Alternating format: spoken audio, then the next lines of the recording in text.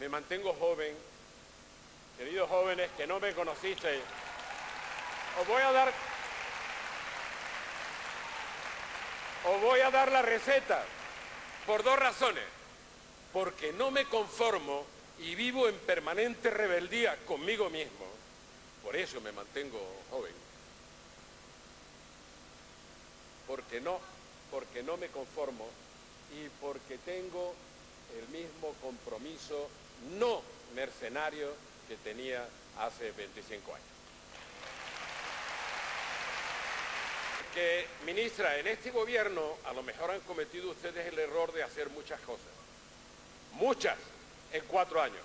Muchas. Y cuando se hacen muchas, es difícil explicarlas. Y se crea alguna confusión. Y han hecho muchas cosas, y muchas bien. Bien.